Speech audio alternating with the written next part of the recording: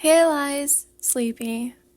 She's been dead for like a month and a half. Okay, sorry. I'm so sorry. I had finals last week. Yeah. I also canceled on my friend without contacting him because I forgot. I said I would help and I forgot. I'm sorry. I'm so out of it. But that's not why you're here. You're here for this story. Okay. Let's start. You were laying in your bed and staring up at the ceiling, which was covered in small stars that glowed in the dark. There were many different constellations, like a dancing cat. You had formed yourself. Shouji used to think it was a goat, until you explained why it was definitely not. The stars were just a little part of the small apartment that were made up by the two of you, like the walls that had been painted over and over again because neither of you liked the original color, nor the one that the other decided for it. It had been a tough match, but finally you had compromised. So now the apartment looked like someone blew up a rainbow inside of it. You sighed and nodded your fingers together on your stomach. There was a reason why you were being so uncharacteristically nostalgic today. You had to tell Shouji something important, that there won't be the two of you anymore. Days of dew were over, forever, at least as long as you got your say at this. I'm home. You heard him call from the hallway, and then some rustle when kicked off his boots. You didn't say anything back, and waited until he came looking for you. Your workday was over, so you knew you should be home. You alright? He appeared at your bedroom door, and you saw him looking as gloomy as an Easter bunny on Halloween. You nodded, then waited a moment and then shook your head. Which one then? You assumed he was smiling, although you couldn't really see because of the mask on his face. You hummed, not knowing what to say. Come here. You patted the mattress next to you, motioning to him to lay down. He did, and you cleared your throat, waiting. You knew he would be happy at your news, your statement, just because it was, well, the sort of person he was. But even if you know the news you will receive is just fine, it's the way someone says it. I gotta ask something from you, he finally said when the silence was already getting so thick you could cut it with a knife and use it instead of butter. It's important. Me too. You scrunched your eyebrows together, then you sat up and crossed your legs. I mean, what I have to say is important, not to me. You were wringing your fingers, although that was the habit that annoyed you the most. Do you go first or do I? On 3. Okay, you answered, and he sat up as well. That was what you always did when the both of you had something to say, and you couldn't decide who should go first, because obviously the one whose news were more important should go first, and that importance, you can't really decide until you've heard both of them, and then it sort of loses the meaning, if that makes any sense. You know it does, but it doesn't mean anything. You know it does, but it doesn't mean anything. 1, 2, oh boy, your guts were dancing Macarena inside you. You were that happy, and for some reason he looked even more nervous than you did. Did he accidentally kill someone? Well, you could forgive him for murder as long as it wasn't a pet. 3, will you marry me? What? You said in unison, equally dumbfounded. Well, that was pretty big news after all. Now you would have to find a white dress, which would be ironic considering the situation, and you would probably have to meet Aunt Muriel as well. Oh, what a drag. How did that happen?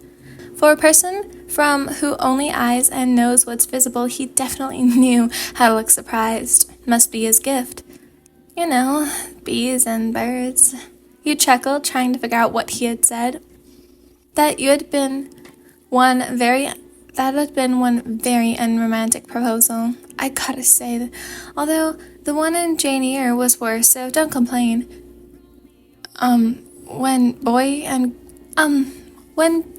girl like each other, But he cut you off before you could continue the speech. I know what happened. He was embarrassed. I was there, you know.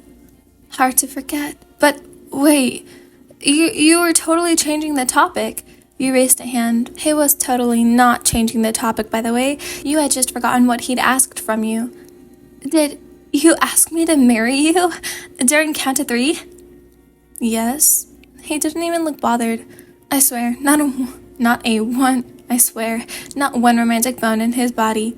Okay, maybe a few romantic bones, but they were definitely out of service right now.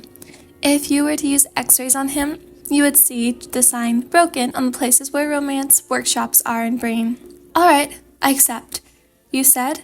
Because, hey, beggars can't be choosers, and you were practically living together anyway, so it wouldn't change much. Although, it could have been said more nicely.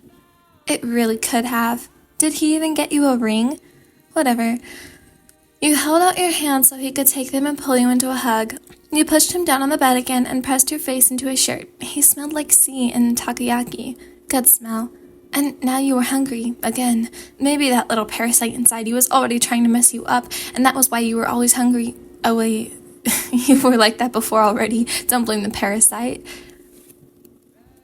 Are you going to say something else, except for, how did it happen? You mumbled into his shirt, and he looked up. He had put his arms around you and was staring at the ceiling, just as you had before. I don't know. He finally replied. I think I'm still trying to understand it. How far are you? 2nd month, I think. You furrowed your brows. You hadn't actually thought about it. I don't really know. He got really quiet for a second. Oh fuck, we're gonna be parents. Will he have a panic attack now? No way. He's the meaning of calm. If you take a dictionary and look up the word calm, then it has to have his picture next to it.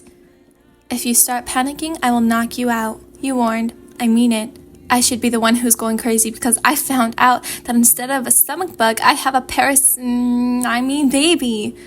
Your tongue slipped a bit and he started laughing. Call it a parasite all you want, just not one it hears. And don't name it Parasite, okay? He didn't really trust you with names after you named the kitten he found from the streets. You still didn't know what was wrong with mega awesome badass earth alien lady. Maybe it was a little long, but the shortened form had fitted on the collar. Although the shortened form was just the first letters, it would be a cool name. You protested lightly. Before or after? Before what? Do I get married before I give birth or after? Maybe you could get the baby to wear a dress or something. Very fancy diapers with lace. Maybe after. He was still chuckling. What is it? The laughing was getting weird. Did you accidentally haywire his brain or something? Did a villain knock him upside the head? No, it's just, a little unbelievable. That's actually biology, but okay, that's what happens. You can jump on the bed if you want to celebrate. He had gotten you laughing as well, and he actually took you from your word and dragged you up from the comfy position to jump on the bed until the dusty old bed frame was creaking, and your next door neighbor was banging against the wall with a broom and told you to cool it down or he would come and pour cold water over you. Party pooper. Hi guys, I know, don't come for me in the comments, I know, but I like to pop in every once in a while, even though I say hey, I'm gonna post constantly, and then I just go off grid for a few months at a time. Anyways, yeah. Have an amazing morning, have an amazing evening, have an amazing afternoon, whenever you are listening to this, and I'm so happy you decided to stay. Goodbye, everyone. I will see you when I see you.